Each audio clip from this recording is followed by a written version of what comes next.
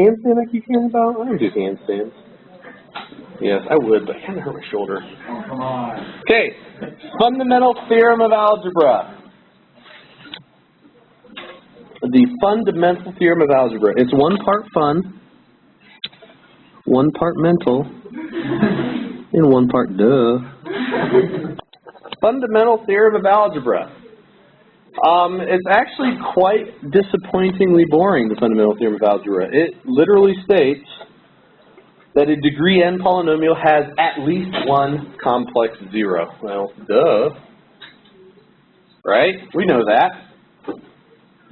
In fact, we actually know what we like to call the corollary of the fundamental theorem of algebra, and that corollary states that a degree n polynomial function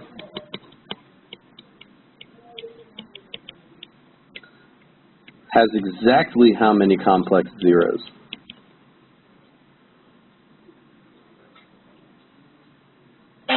How many zeros will a degree n polynomial function have? It'll have exactly n.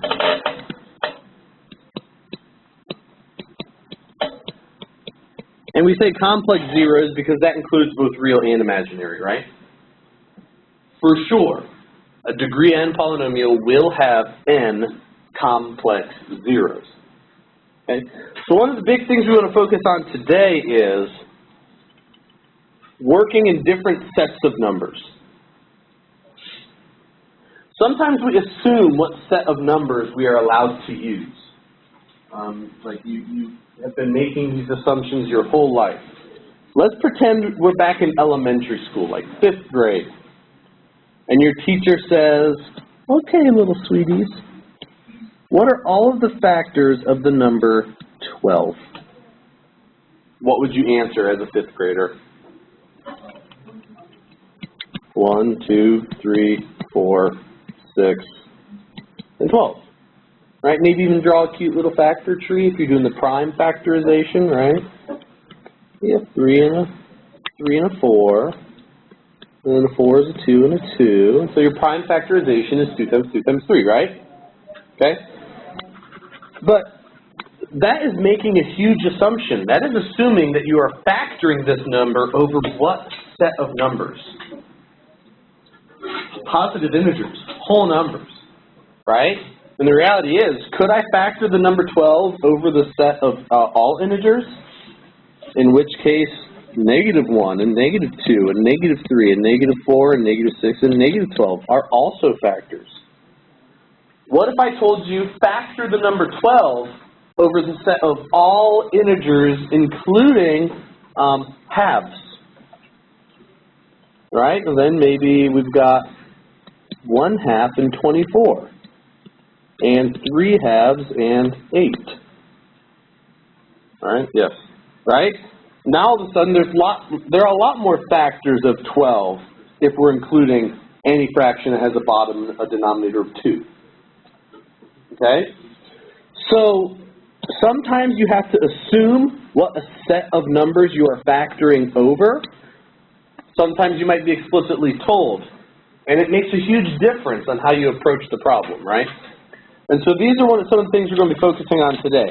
What can you tell me about a polynomial? What can you tell me about its factors? Or vice versa.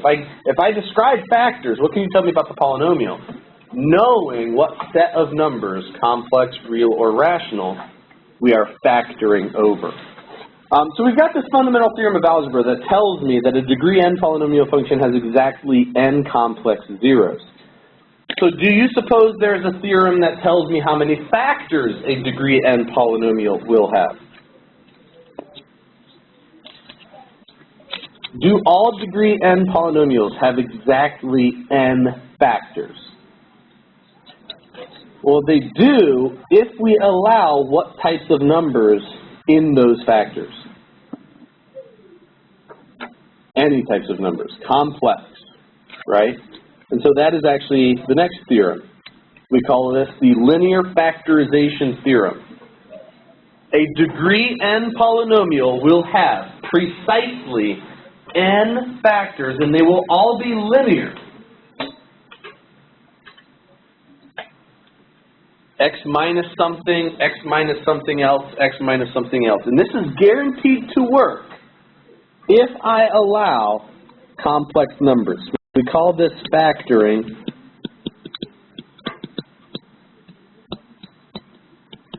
over the set of complex numbers.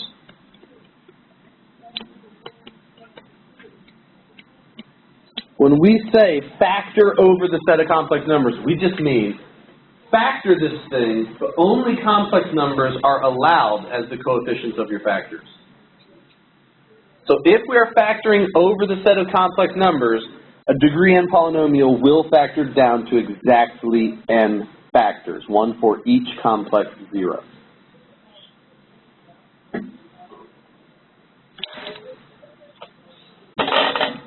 Okay, so maybe we'll write a bunch of examples. X to the fourth minus 6x minus 2. No. Minus 2x minus 8. Yes, that was it. How many zeros does x to the fourth minus 2x squared? Oh my gosh, it's Monday. Case is Monday.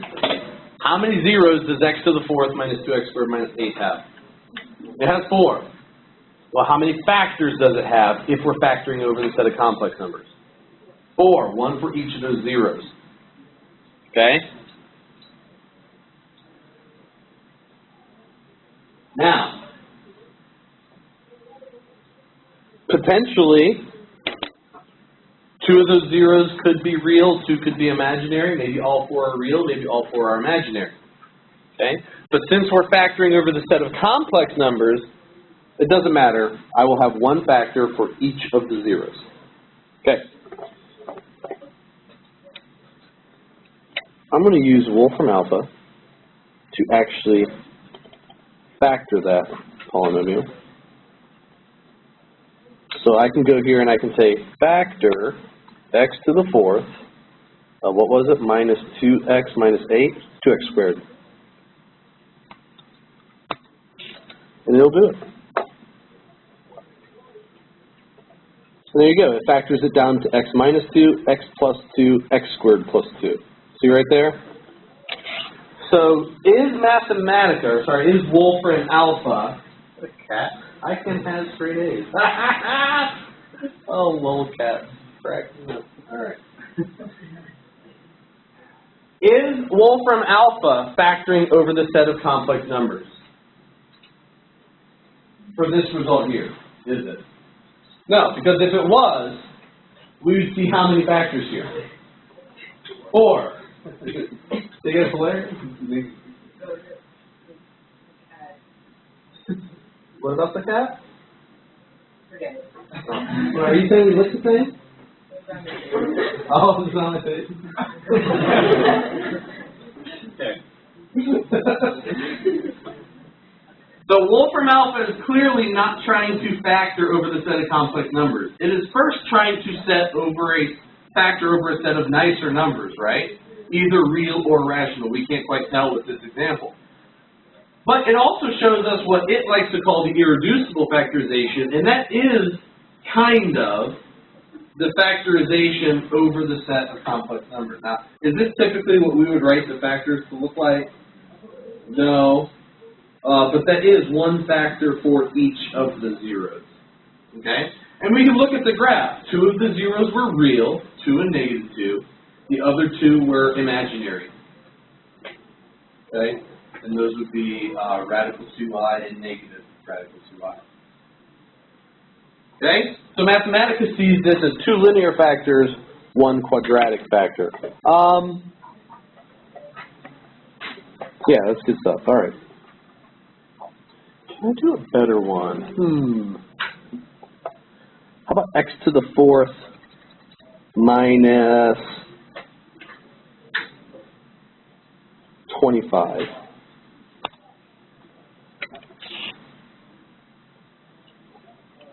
Here's x to the fourth minus 25. Very similar to the previous example I showed you. It has 2 real zeros and 2 imaginary zeros as well, right? But look at how it factored it. It says the farthest it can factor is down to 2 quadratic factors. Can anybody tell me what set of numbers Wolfram alpha is trying to factor over? Clearly not complex, right? Because if they were factoring over the set of complex numbers, how many factors would a degree 4 polynomial have? It would have 4 factors. Is it factoring over only reals? No, because does this polynomial have real zeros? Look at the graph. Yeah, this polynomial has 2 real zeros, but they're not nice. They are radical 5 and negative radical 5. What types of numbers are radical 5 and negative radical 5? Irrational. Well, couldn't I write x minus radical 5, x plus radical 5, x squared plus 5? You could, but Wolfram alpha chose not to do that. So Wolfram alpha is trying to factor using only coefficients from what set of numbers? Rational. So this particular problem factors down to 2 quadratics when factoring over the rationals. If you were factoring over any reals, it would factor to 2 linears in a quadratic. If you were factoring over all complex numbers, it would factor to 4 linears. So it's very, very important you understand what sets of numbers you're factoring over and what types of numbers the coefficients are. Okay? Oh, it's so hard. Right. There's another theorem I wanted to show you. So here, I want to present another example. How about x to the 4th plus 3x cubed minus 2x squared plus x minus 1. How many zeros does that polynomial have? 4. How many of them could be real? All 4. Or 2 real, 2 imaginary, or 0 real, all 4 are imaginary. Let's see. Let's cheat and have Mathematica. Whoa, stop moving. Let's have it actually solve x to the 4th plus 3x to the 3rd minus 2x squared plus x minus 1. And I'm going to say equals 0 since we're trying to find zeros. Okay? So I'm just telling it to solve, so it's going to give us the solutions. There they are. So what did it turn out?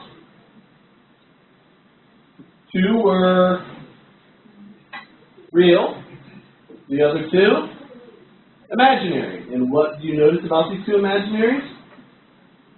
They're what of each other? They're conjugates, as we expected, right? That's great. Now, how is that going to compare to x to the 4th plus 3x cubed minus 2ix squared plus x minus 1? Okay, what if I put an imaginary number as the coefficient? How many zeros will this polynomial have? 4. How many do you think will be imaginary? Will they be conjugates of each other? Let's see if we're right. Let's go up here and let's just put an I after this 2.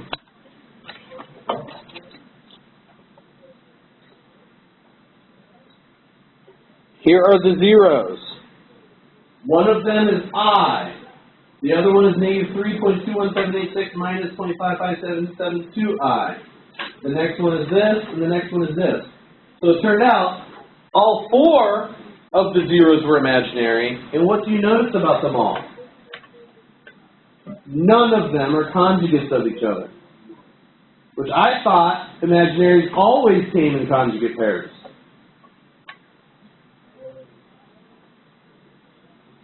Huh? What if I change this so that it's a degree 3, not a degree 4?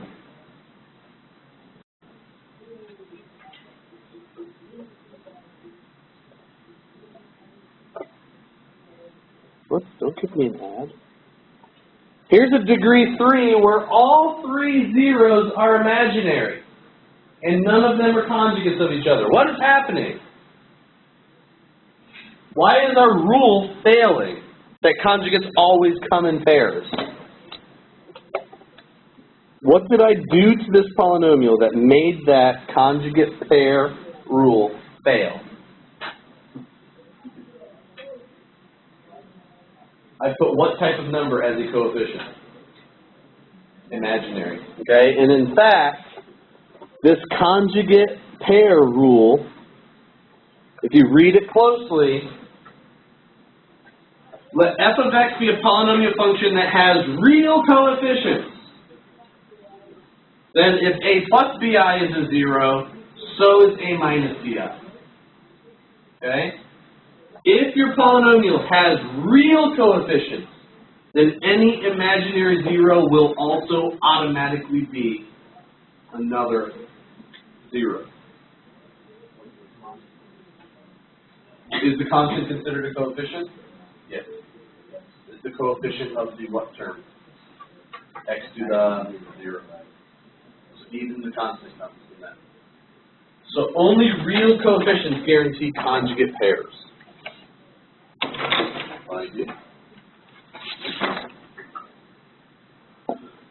There's another similar rule. If f of x is a polynomial function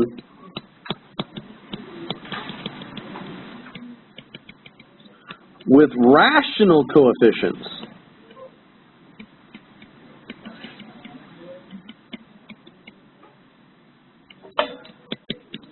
if a plus b radical c is a 0, then guess what else is also automatically a 0? A minus b radical c. Okay? So that's kind of our, do irrational zeros always come in conjugate pairs? No. But if all of the coefficients are rational, and there's an irrational 0 that looks specifically like this, a square root, then its conjugate will be a 0. Do imaginaries always come in conjugate pairs? No, not unless all of the coefficients are real. Okay? So a couple of these ideas. So really paying attention to what types of numbers are your coefficients.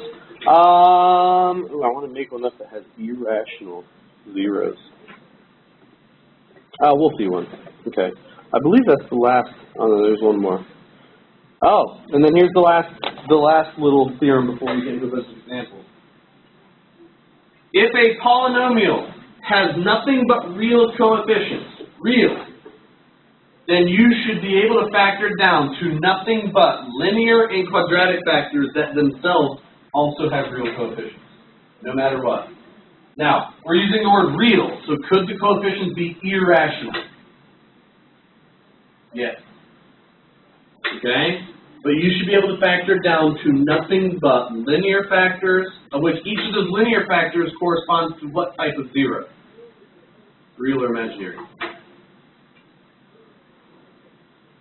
Linear factors are real zeros. The quadratic factor corresponds to a conjugate pair of imaginary zeros. Okay? So a whole lot of stuff going on in this lesson today.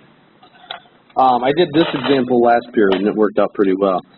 X to the 4th plus the square root of 2x cubed minus pi x squared plus 7x minus e.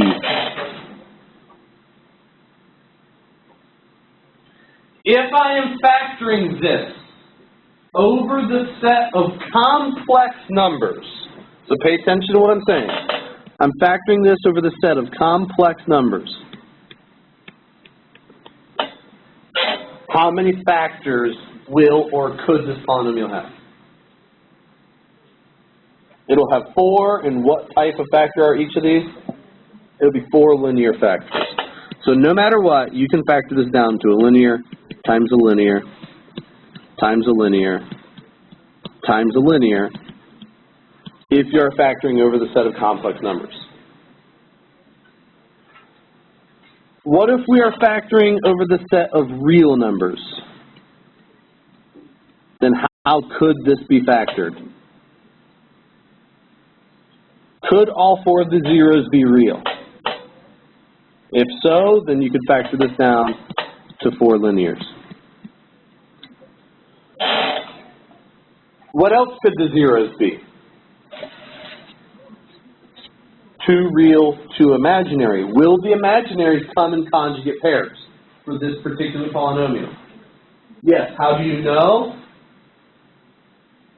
Because all the coefficients are what? Real. So because all the coefficients are real, imaginaries will come in conjugate pairs. So there could be 2 real zeros and 2 imaginary, in which case that would be 2 linear factors and 1 quadratic. Correct. Okay? What if we were factoring it over the set of rationals? Then most likely, how does this thing get factored? You probably can't factor it at all. Clearly you can't. How in the world could I take something that has irrational coefficients but rewrite it as factors that are nothing but rationals? Right? So the reality is, how would you factor this over the set of rationals? You would say, I can't. It's prime. Just like you would say the number 7 is prime when factored over the set of whole numbers. If I'm factoring 7 over the set of rationals, it has lots of factors. Okay? All right, let's start looking at some examples. Let's start solving some things. The first few examples are kind of me. Shall we look at this one? This one's pretty simple. You got that. How about this one? Find a 4th degree polynomial. I'll tell you what, I want to rewrite this. Find a least. Find a smallest possible degree polynomial that has real coefficients and it has -1, -1, and 3i as its zeros.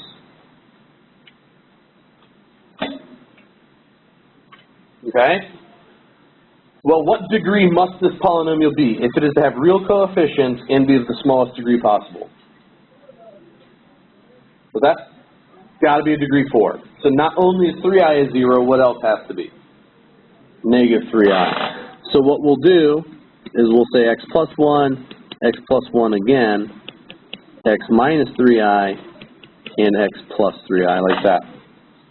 So you're going to end up with x squared plus 2x plus 1, x squared plus 9, and we got to FOIL all that out. It's going to give you x to the 4th plus 2x cubed plus 9x squared plus 1x squared plus 18x and then plus 9. And so there it is. That polynomial has real coefficients and it has -1, -1, and 3i again. What if I had tried to make this a degree 3 and I did not include the conjugate? What would I have gotten when I FOILed all that out? I would have had an imaginary coefficient. So what if I reworded the problem? What if I said write a polynomial of least degree with complex coefficients? Would I have needed to include the conjugate then? No. FOIL that out, you would have had imaginary coefficients. It's great. Okay. Let's look at this one. This is probably my favorite problem in the entire notes. Here's a polynomial, x to the 4th minus x squared minus 20. Part A wants you to factor it over the set of rationals. Part B wants you to factor it over the set of reals. Part C wants you to factor it over the set of complex. Okay? Well, first of all, let's get an idea of what this graph looks like. How many zeros it might have, how many real, how many imaginary. Let's graph this thing on our calculator. So we go to y equals, there we go. Oh, hey, I've already got it typed in there. Look at that. X to the 4th minus x squared minus 20. Do a little zoom 6, get a good viewing window of that. There it is. That is perfect. I already know exactly what types of numbers this polynomial's zeros are. How many zeros does the polynomial have? It has 4. Judging by this picture, and this is a perfect viewing window, we're not losing anything outside, how many of them are real? And the other two are imaginary. Not only are these two real, they are more specifically what? How do we know by looking at this they must be irrational?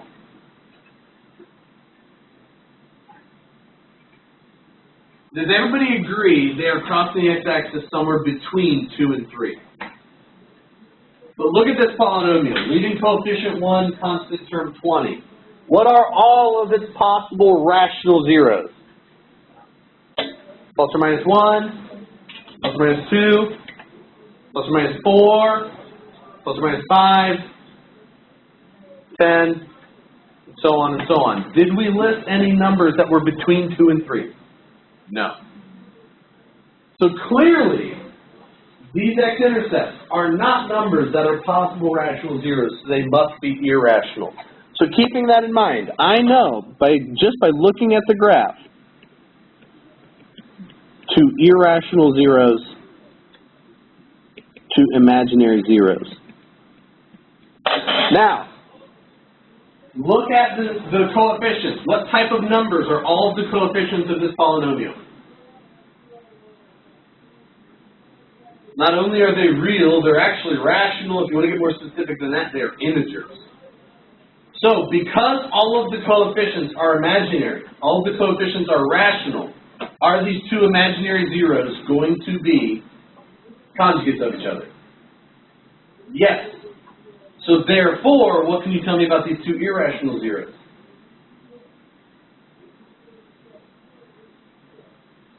They would actually also have to be conjugates of each other as well. Imagine dividing out and canceling out those 2 imaginaries. You're left with a quadratic. Quadratics always create irrational conjugates. So, without even doing any math yet, what will the factorization over the set of rationals look like? Is the thing even factorable over the set of rationals? And if so, can I factor it down to linears? Predict for me, what will the factorization over the set of rationals look like?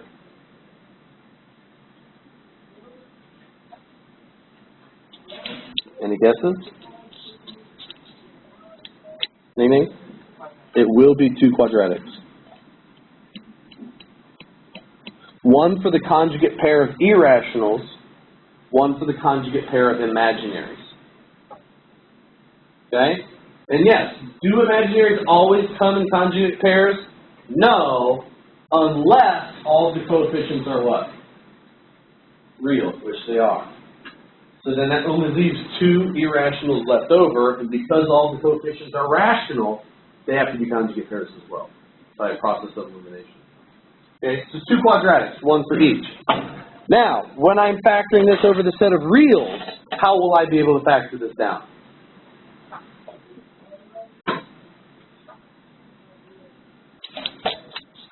Any guesses? 2 linear, 1 quadratic. A linear for each of the irrational zeros, a quadratic for the pair of imaginaries. And then, when I factor this over the set of complex, what will I get? You'll get 4 linear factors, 1 for each of them. Okay? So let's actually do it. How do we factor x to the 4th minus x squared minus 20? It's not a quadratic, but can't I factor it like a quadratic? So what multiplies to negative 20 and adds up to negative 1? So we have x squared minus 5 and x squared plus 4 like that. And I cannot factor that any further without introducing irrationals or imaginaries. So when factoring over the set of rationals, that's as far as I can go. Does everybody agree each of these factors still contains rational numbers? Yes.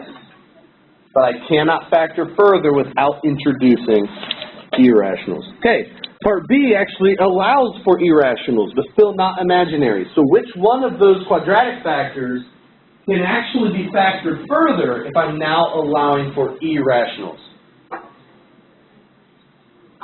Which one? Actually, it's the x squared minus 5. Because if you were to set that equal to 0 and solve, what numbers do you get? Right? You add a 5 to the other side, and then square root, plus or minus radical 5, those are irrational. Whereas the x squared plus 4, you set that equal to 0 and solve, what is the square root of negative 2? Or sorry, what is the square root of negative 4? My bad. 2i. Okay? So the x squared minus 5. Now, is this a difference of squares? No, but can I pretend 5 is a perfect square? What is 5 the perfect square of? Now, 25 is the perfect square of 5. What is 5 the perfect square of? Radical 5. Heck yeah. So I'm going to factor this like a difference of squares. So there's what the factorization would look like if you're factoring over the set of reals. Are all of these numbers you see in these factors real? Yes. It's a combination of rational and irrational, but they are all real. Now, if I'm factoring over the set of complex numbers, that x squared plus 4 can be factored, can it? And what is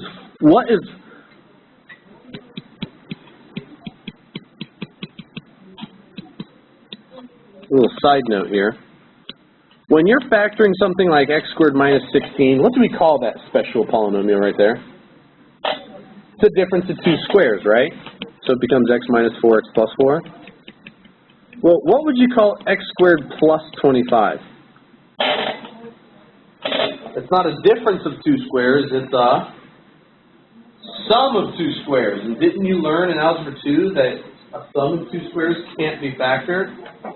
Well, those are all lies. A sum of two squares actually can be factored. Because isn't a sum of two squares actually a difference of two squares, right? Isn't adding 25 the same as subtracting negative 25? And what is negative 25 the perfect square of? 5i. So this actually is a difference of two squares. X minus 5i and x plus 5i. Alright, how about that cool little trick, right? Pretty neat. So how can I factor x squared plus 4?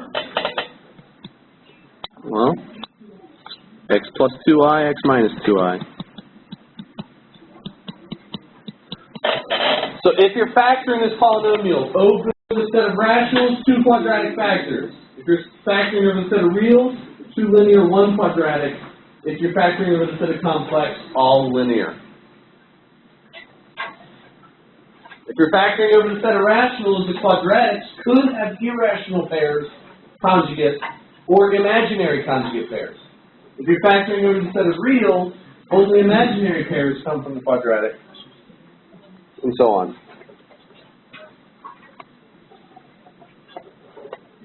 Ooh, I like problems like that. How much time we got? Are we around on time?